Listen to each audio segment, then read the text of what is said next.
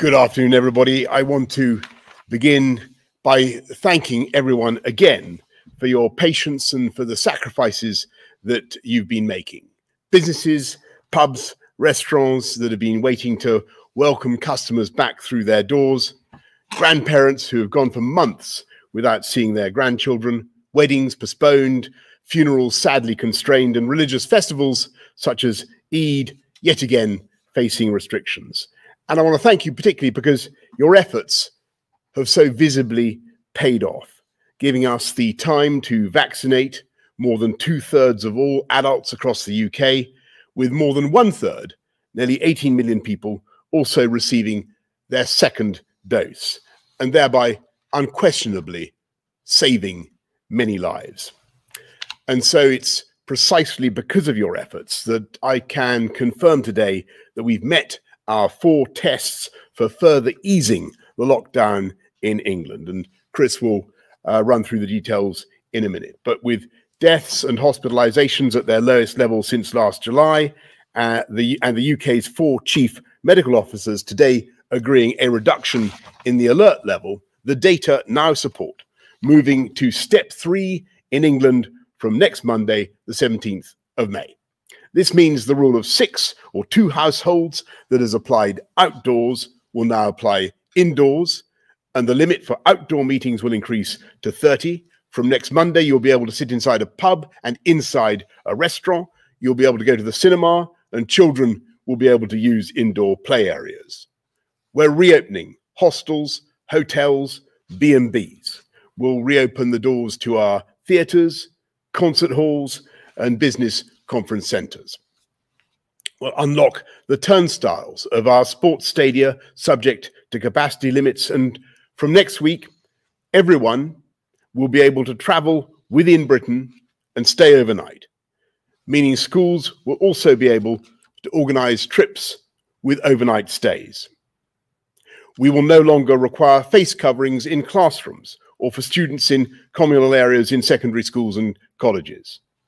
All remaining university students will be able to return to in-person teaching, where they should be tested twice a week.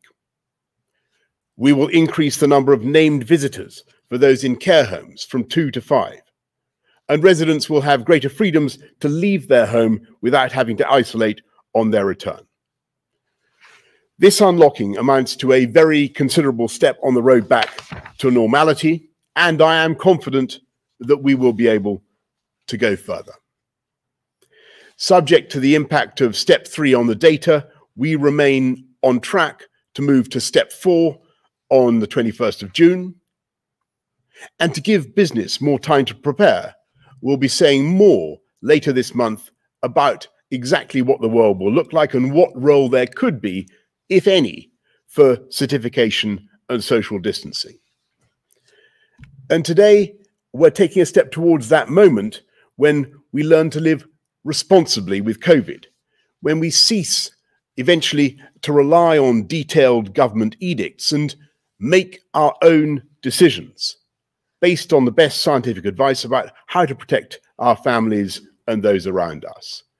So from next Monday, we're updating the guidance on close contact between friends and family, setting out the risks for everyone to make their own choices. This doesn't mean we can suddenly throw caution to the winds.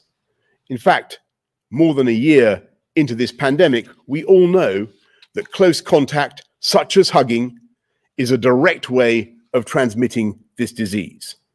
So I urge you to think about the vulnerability of your loved ones, whether they've had a vaccine, 1 or 2 doses, and whether there has been time for that vaccine to take effect. Remember, outdoors is always safer than indoors. And if you're meeting indoors, remember to open a window and let in the fresh air.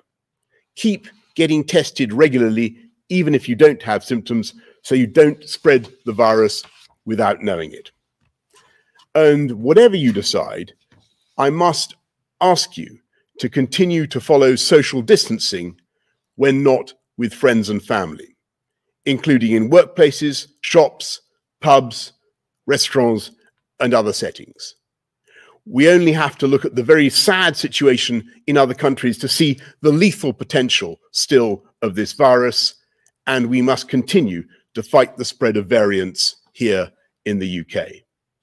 While we have no evidence yet to believe that these variants are completely vaccine resistant, we must remain vigilant. So please remember, hands, face, space, and fresh air. And as we mark Mental Health Awareness Week, perhaps also take a moment to check in on friends and family and see how they are doing after all that we have been through together. Or if you're struggling yourself, get the support that you need. Today, we are announcing the single biggest step on our roadmap, and it will allow us to do many of the things that we've yearned to do for a long time. So let's protect these gains by continuing to exercise caution and common sense. Thank you, and over to Chris. Thank you, Prime Minister. The ministers actually set out 4 tests for moving between the stages, and I'd just like to lay out the data behind each of these tests. First slide, please. So the first test was that the vaccine deployment programme continues successfully. And I think it's very clear to everybody in the UK that this has been very successful. A steady rollout for people for their first vaccination. So we now have just over 2/3 of people have had a first vaccine in terms of adults, and just over 1/3 of adults have had a second vaccine already, starting with the most vulnerable. And this continues thanks to the extraordinary efforts of the NHS. Next slide, please. The second test was that evidence continues to show that vaccines are sufficiently effective at reducing hospitalizations and deaths in those vaccinated. There were original trial data.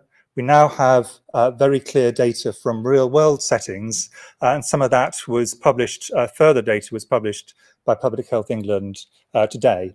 And this shows that there is somewhere between a 55% and 70% reduction in terms of symptomatic disease for people who've had a first vaccine, around a 75% to 85% reduction in terms of hospitalization, and around a 75% to 80% reduction in the chance of someone dying after they've had the first vaccine. We also have data, particularly from the Pfizer vaccine. It's accumulating for AZ, which we started to roll out slightly later, demonstrating that the second dose significantly further increases the protection, so that over 90% and possibly over 95% of people, protection for people from death if they have that vaccine. So this is undoubtedly, this test has been met. Next slide, please. There is, however, an important point to make on this, and that is that we know that the mortality, the chance of dying, and the chance of having severe disease is much more weighted towards people who are older or have pre-existing health conditions. And on the left-hand side of this graph, what we have is over the period of this pandemic, the total number of people who have sadly died of COVID in England. And what you can see is the red line demonstrates the age group to which we've got. So the majority of people in every age band over the age of 40 have now had a first vaccine. And a significant proportion of those at the top end of this have had a second booster dose. And they have got a lot of protection, but remembering this protection is not 100%. But on the right, what you see is the total number of people who actually have cases of COVID. And what this shows is that a substantial proportion of the people who catch COVID, and some of whom will get significant long-term problems themselves, but also who transmit COVID, have not yet been vaccinated. This tells us a very positive thing, that a lot of protection to those who are most vulnerable, but additionally it makes clear why it is that if we go too fast at this stage when things have gone so well thanks to the efforts of the entire population, that there is a risk of significant spread amongst those in the younger age groups. Next slide, please. The third test is that infection rates do not risk a surge in hospitalizations that would put unsustainable pressure on the NHS.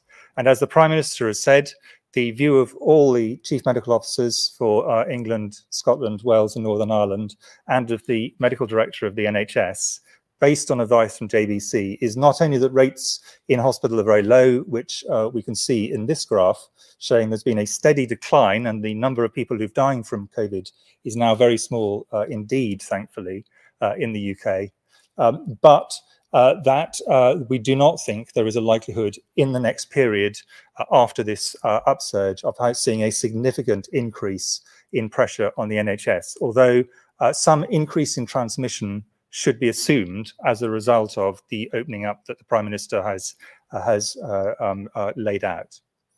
Next slide, please.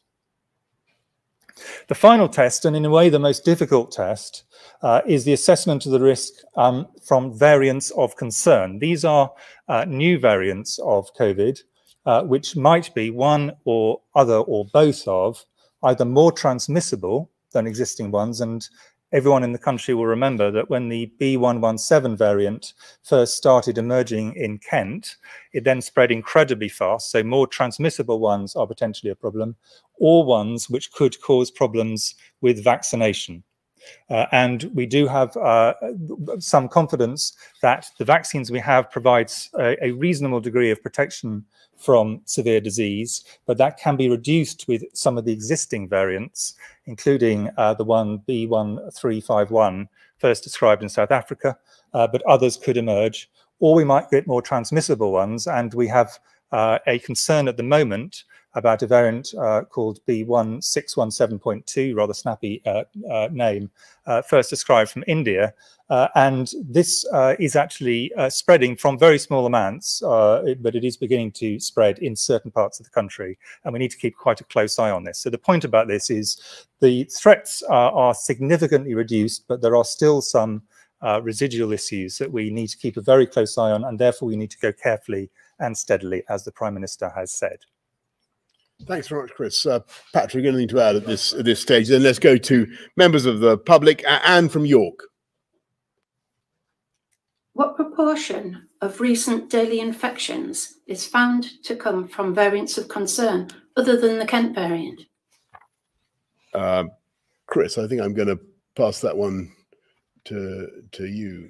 Yes, the numbers in terms of actually how many there were in the last slide. So I think people may want to look at the exact numbers.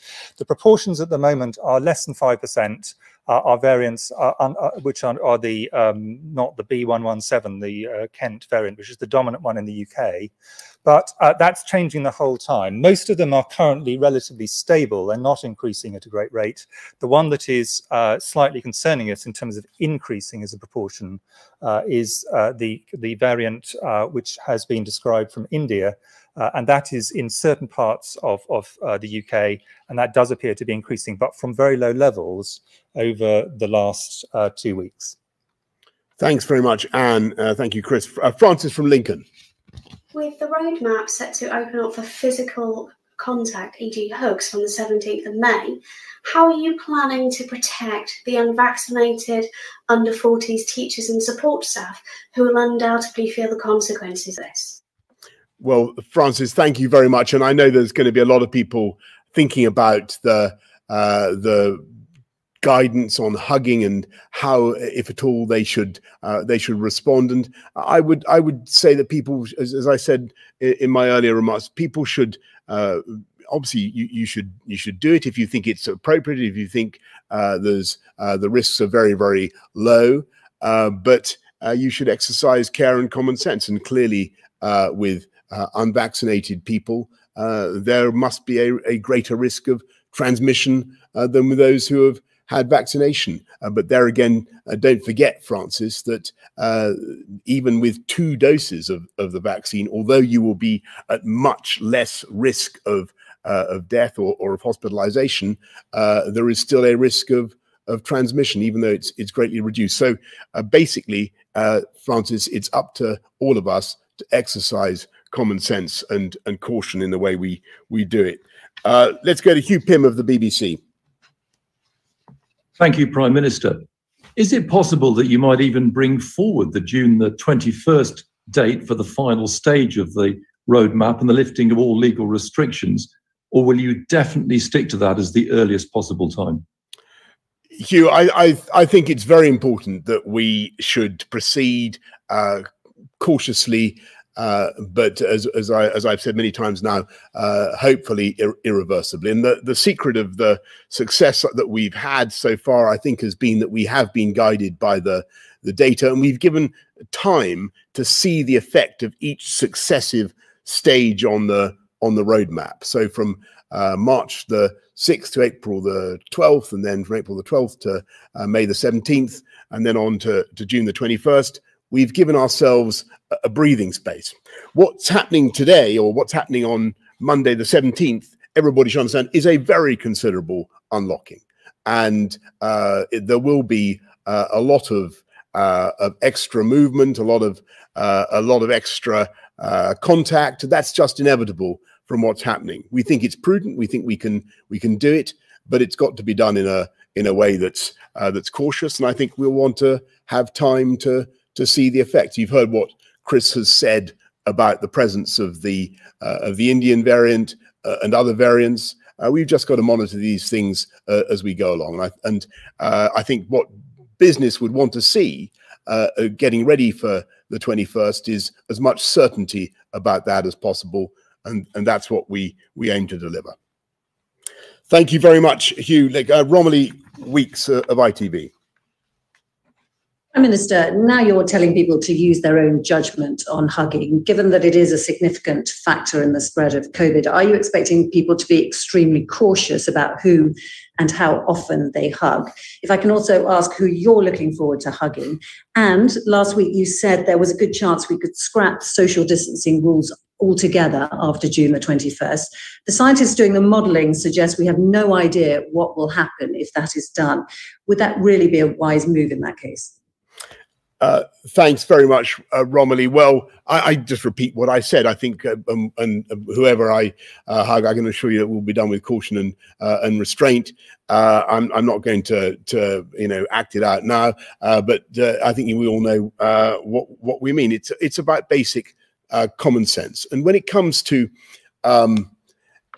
social distancing from June the 21st, I look at the data very carefully, and I think at the moment it looks to me as though we may be able to dispense with the 1 meter plus rule. That's not yet decided. It's not yet clear. We'll have to wait and see. But it's by being prudent and being cautious that we've been able to make the progress that we have. As I say, we'll be saying more to everybody, more to business, to give everybody as much clarity as we can about how they should prepare by the end of this month, getting ready for June the 21st. Chris or Patrick, anything you want to add on the great hugging question? Not hugging, but I'll answer on the question about the post June the 21st. I mean, what the modelers have done is made an assumption there's still some residual reduction in transmission, and that's due to a number of things. Hopefully, better ventilation. There'll still be people who are working from home who can work from home, and it's right for their business to do so. There will still be behaviours that we'll all demonstrate, which means that contacts probably won't be back to pre-pandemic levels. So on average, pre-pandemic, adults and children, roughly 11 contacts per day. Currently, it's down to about 4 or so for adults. So it will probably remain down for a while to come. It's important that we continue to isolate if positive or with symptoms. That's really, really important to reduce the number of people out in circulation who are potentially able to pass the virus on. And then, there may be other things as well required in certain circumstances. And it may be, as winter comes and if rates went up again, things like face coverings on transport might be necessary, but it's that first tranche of things, that first group of things that are really important in terms of keeping down the levels.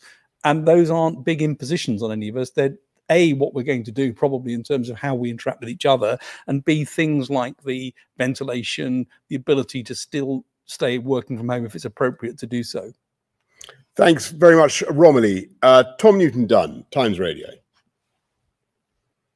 Thank you, Prime Minister. Question to all three of you, if I may. On working from home, I know you're going to give business time to prepare, you said that, but so that they can start to think about it now, is working from home going to go as terms of guidance on June the 21st, or should people be thinking about that continuing through the summer, through the autumn, potentially even through Christmas? And Prime Minister, you won't say who you'll hug first, but who will you shake hands with first? And when are you going to start shaking hands again? You won't want to last to stop shaking hands, maybe. Who are you going to shake hands with when you're allowed to, and when will that be? Tom, on all that, we're going to be giving, as I said, I mean, I don't want to be a, I don't. Your question's a very good one, but I think we're going to wait and give you more detail and more guidance about exactly what we mean by the end of social distancing later this month. I'm optimistic that things will get back much closer to normality. Let me put it like that. But clearly, people are going to continue to want to exercise their own judgment, their own discretion for a long while to come. You'll hear a lot more by the end of this month about exactly what the world after June the 21st is going to look like. At the moment, I'm feeling very positive about it, but we've got to be guided by the data.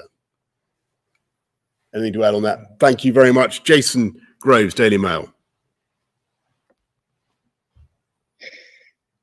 Hi, thanks, Prime Minister. Can I ask the scientists, given the excellent data we're getting on the success of the vaccines, could this now potentially be the last lockdown that we see, barring the emergence of any terrible new variant?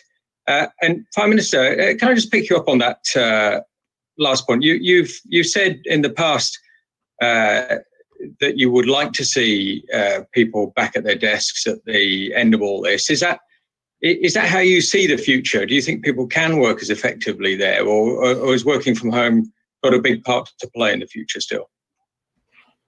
Last lockdown, Chris Patrick. Well, I mean, as the Prime Minister said, this is a big step that's being taken now. Step 3, lots of things are starting up again. Over the next month, there'll be many more people vaccinated. So the balance is between opening up and getting enough people vaccinated to be protected. So it's important that we don't get out of step with that and go ahead of ourselves. I think things are really pointed in the right direction. We'll have a much clearer idea of the effects of step 3 in mid-June, so we'll know what effect that's had. But everything is pointed in the direction that the vaccines are producing very effective reduction in hospitalizations and death, as Chris has said. We know that they're also reducing onward transmission. All of that points to this now being a much smoother path. It points to a lower increase than you might otherwise have expected with another wave. And things, if they carry on without variants, are definitely pointed in the right direction. Yeah, and Jason, on your point about what's the world going to look like? Are people going to get back to work? Do we want people to get back to work? Well, I just remember when I was running TfL, I think I made this point before, observing a sort of paradox of transport, which is that the more people can communicate remotely with brilliant electronic devices, the more able they are to meet other people over the internet or through the ether, the more reasons they actually find to meet face to face. And I'm pretty certain, and I know this is contested, but I'm pretty certain that eventually our town centres are going to be, our city centres are going to be full of bustle, full of people wanting to interact again in the way that they always have done. Now, I might be mistaken in that belief, but I've a long experience of watching the way great metropolises operate. Leads me to suppose that is what will happen. Seb Payne of the Financial Times. Thank you very much, Prime Minister. What you've announced today suggests that the pandemic is beginning to become under control and we may be past the worst of the crisis. Where do you think it would be reasonable and not irresponsible then for Scotland to hold a second independence referendum? And for Professor Whitty, your slide showed that the number of cases of the Indian variant have doubled in the last week. Are you at all concerned this could destabilize the lockdown easing plans and could lead to a further lockdown in the autumn? Well, Seb, on your first point, I had good conversations with all the heads of the devolved administrations, and I can tell you everybody was resolved that the number one priority for the whole of the UK was to build back better, come out of the coronavirus pandemic and build back better together. On the Indian variant, I mean, in fact, there are currently 3 Indian variants, but the one that we're worried about at the moment in the UK is the 617.2. It has gone up very sharply, and I think that's a reason for us to be very careful about it. And there's a lot of work being done by Public Health England to try and delineate where it is and to work out ways we, by testing and isolation, we can get that on top of get on top of the curve of that. India has also gone into the red list, which means that new people coming in would have been significantly reduced. But I think what in answer to both your question and to the previous one, what we know is with all the variants that things can come out of a blue sky. You're not expecting it, and then something happened. That happened obviously with the B117, and that has happened to India with this variant as well. So I think it would be very imprudent to say it is impossible. I think at this point in time, I think our view is that this is a highly transmissible variant, at least as transmissible as the B117 variant. It is possible it is more transmissible, but we'll have to see at this point in time. At this point in time, our view is it is less likely to be able to escape vaccination than some of the other variants, particularly the South African one, but the data are not properly in there. So I think it is, we need to be cautious until we've seen clear data that give us an answer one way or the other. The reason I've given that as a relatively technical answer is, of course, we don't know whether this is going to cause significant problems in the autumn. The way to deal with that is identify the cases, which have been happening, isolate where we can, which is also happening, get through the rest of the vaccination program, and ensure that we have the capacity to pick these up and also to revaccinate as necessary when the autumn comes. The final point on this is the way to prevent, minimize the number of variants that circulate is obviously get on top of this as a global problem. And that is something which all of us are absolutely determined to support. Thanks very much, Seb. Adam Bienkov of Business Insider. Prime Minister, you were on record as opposing the last Labour government's plans for compulsory photo ID cards, which you described as a recipe for tyranny and oppression. Why, therefore, are you now planning to bring forward in the Queen's Speech legislation which would force all voters to carry photo ID in order to vote? And given the fact that there was just a single conviction in the entire country for in-person voter fraud at the last general election, and given that studies show that Labour voters are much less likely to possess photo ID than Conservative voters, what do you say to people who suggest this is merely an attempt to suppress the votes of people who may not vote for the Conservative Party? Adam, I would say that was complete nonsense. And what we want to do is to protect democracy, the transparency and the integrity of the electoral process. And I don't think it's unreasonable to ask first-time voters to produce some evidence of identity. So that's the reason. Okay, everybody, thank you very much indeed. Thank you. আলোতে থাকুন, ফোকাসে থাকুন, হাত রাখুন প্রজন্মের হাতে।